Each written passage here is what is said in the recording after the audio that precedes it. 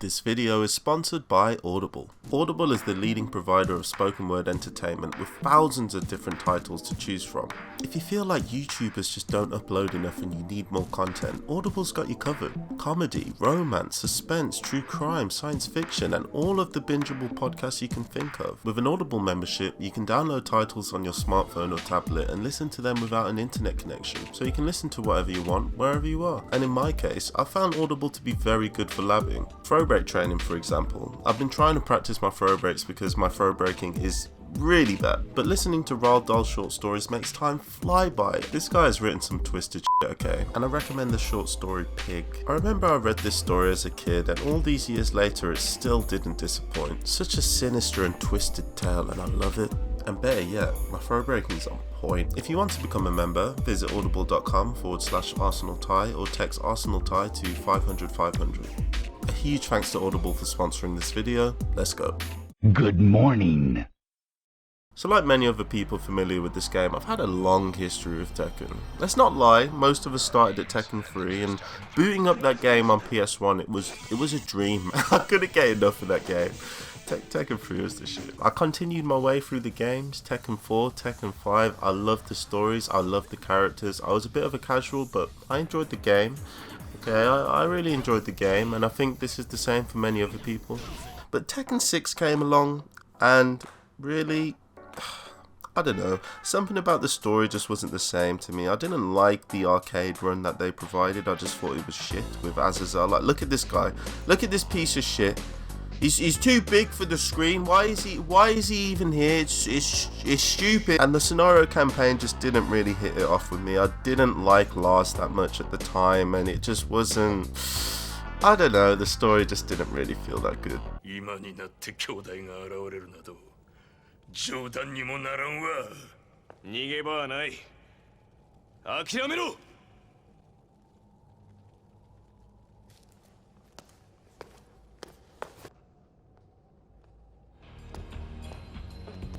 You let him get away. Don't get me wrong, at the time I was a scrub, so playing online was painful. The default parameters for searching for people was connection quality, so the rank, you could just play against anyone. You'd just be playing against these green ranks that are just absolutely just stomp on you, and you just couldn't do anything, so I hated it. I hated online, and playing against rank, you know, changing the parameters to that, you just one bar. But wait, Tekken Tag Tournament 2.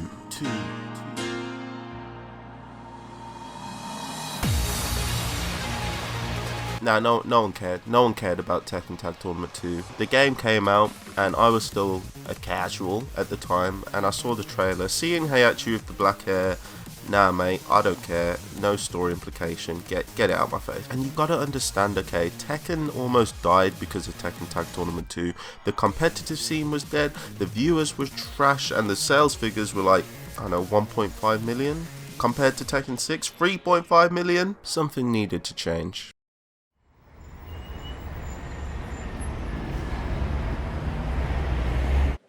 I am very upset. That is very understandable, Mr. Harada. Our Tag 2 sales are underperforming, and we're just not sure why. Yeah, I know you like that. I know you like that! Don't do that! Don't ever fly in the air like that! That is a huge error! Playing this game online is so bad for your health. I can feel it in my neck.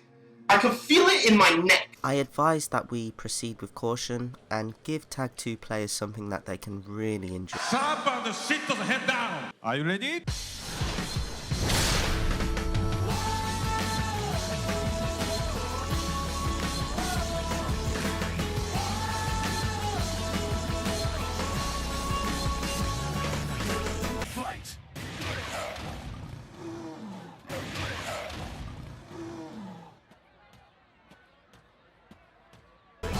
The ultimate battle awaits.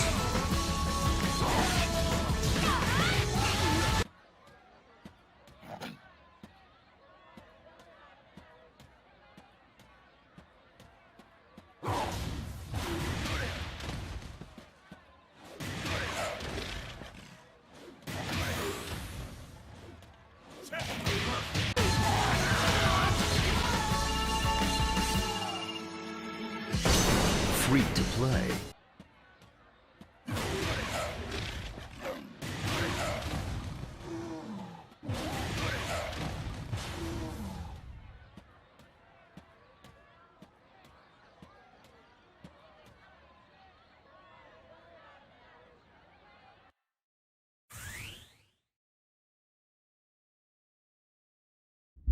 Tekken Revolution, available for download on PSN June 11th.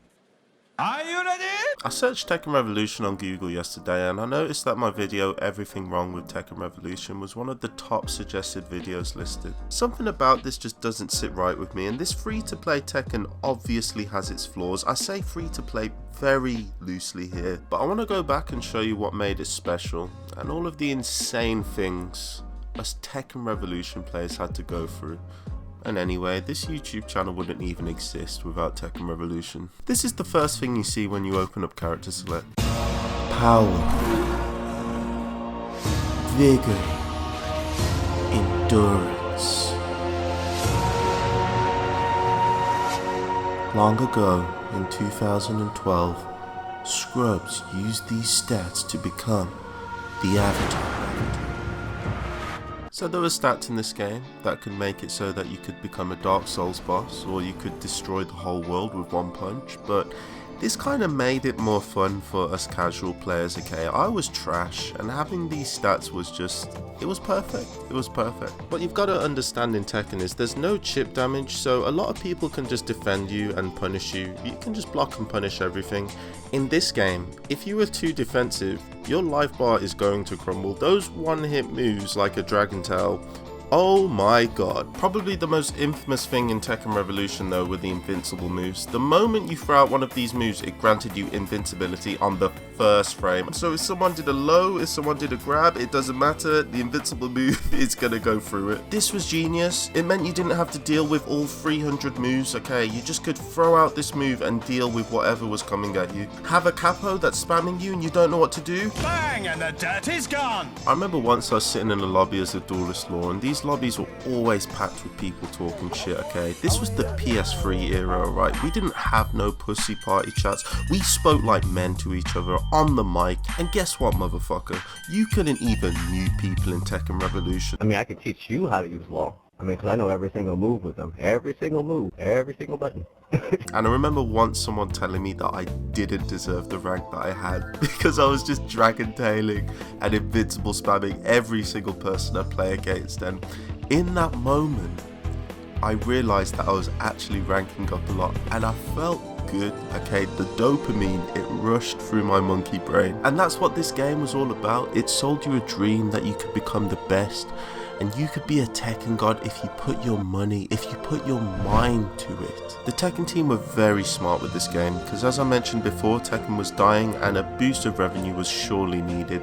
This is the part I'd probably dislike the most about the game, which was the fact that your wins and losses acted as a currency almost. It sort of dictated whether you could play the game anymore. It was basically an arcade. So the feeling of being spammed and losing that final golden token that you paid for, man, it was devastating. What? Oh my god! Are you kidding me? Oh!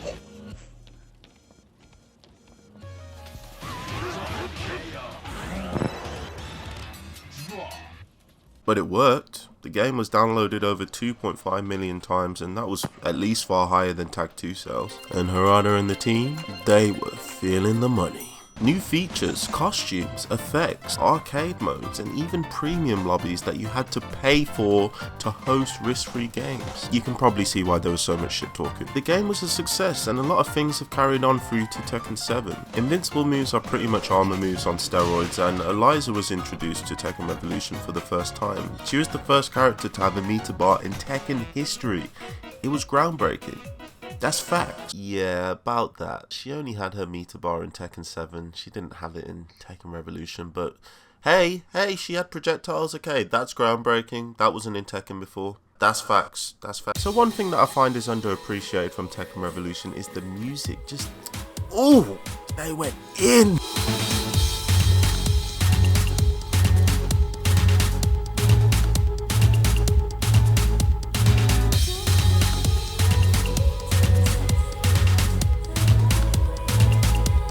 There's the same composers for the past and present Tekken games, and the lead composer was TAKU, and I looked him up a little bit, and he actually does some live performances. They're pretty good, but picture this, okay, you're on promotion game after fighting through all of the scrubby ranks with your one golden ticket, and if you lose, you're gonna have to pay to start playing again, and this song comes on.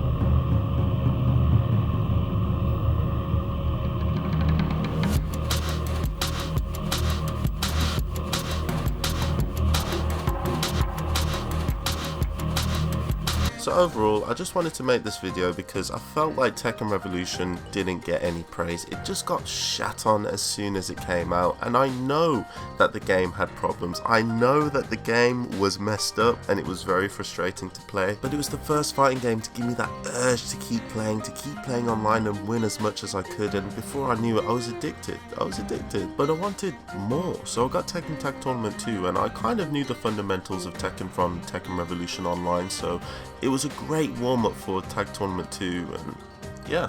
So guys, it's been so fun talking about Tekken Revolution. If you enjoyed the video, make sure to leave a like, and thank you so much for all of the support and comments that you leave on my videos. It's very much appreciated. I read everyone. I don't have much else to say, so this has been Arsenalty, and I'm out.